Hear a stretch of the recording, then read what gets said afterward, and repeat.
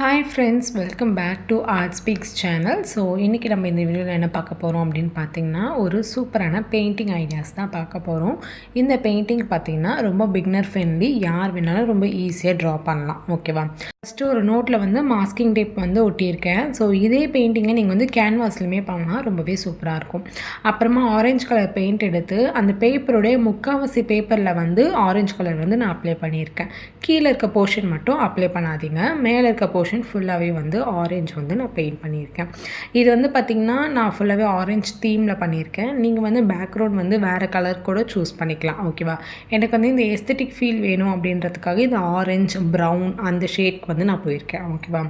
இப்போ கீழே இருக்க இடத்துல வந்து கேப் விட்டுருக்கோம்ல, ஸோ அதில் வந்து ப்ரௌன் கலர் வந்து நான் அடிச்சுக்க போகிறேன். இன்கேஸ் உங்கள்கிட்ட ப்ரௌன் கலர் இல்லை அப்படின்னா ஆரஞ்சு நம்ம யூஸ் பண்ணுறோம்ல, அதே ஆரஞ்சில் பிளாக் கலர் பெயிண்ட்டை கொஞ்சமாக அப்ளை பண்ணிவிட்டு கலந்து விட்டுட்டு அடிச்சிங்க அப்படின்னா ஒரு லைட் ப்ரௌன் மாதிரி நமக்கு கிடைக்கும். ஓகேவா? ஆரஞ்ச் அண்ட் ப்ரௌன் கலர் வந்து அடித்து முடிச்சதுக்கப்புறமா ஒயிட் கலர் பெயிண்ட் யூஸ் பண்ணி இந்த மாதிரி ஒரு ஃப்ளவர் பாட் இருக்கா மாதிரி ட்ரா பண்ணுறேன். இது வந்து ஃப்ளவர் பாட்டுன்னு சொல்ல முடியாது, ஃப்ளவர் வேஸ்ன்னு சொல்லலாம். ஓகேவா?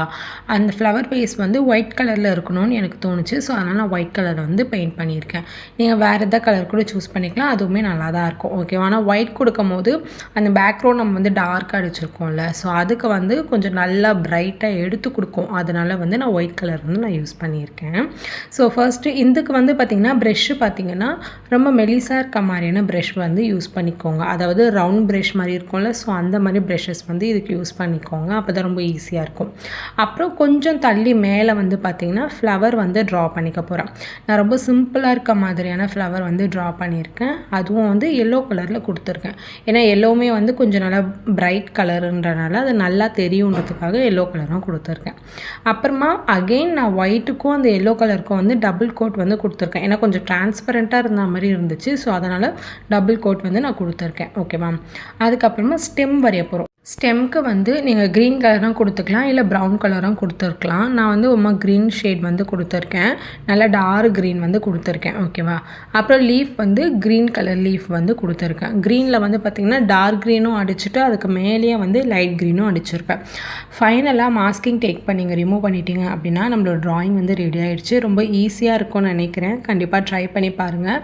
யார் வேணாலும் இந்த ட்ராயிங்கை ட்ரா பண்ணலாம். ரொம்ப பிகினர்ஸ் ஃப்ரெண்ட்லியாக இருக்கிற மாதிரியான ட்ராயிங்ஸ் வந்து இதில் நான் ஷேர் பண்ணியிருக்கேன். கண்டிப்பாக இதை ட்ரை பண்ணி பாருங்கள். நெக்ஸ்ட் வீடியோவில் மீட் பண்ணலாம். தேங்க்யூ ஃபார் வாட்சிங்.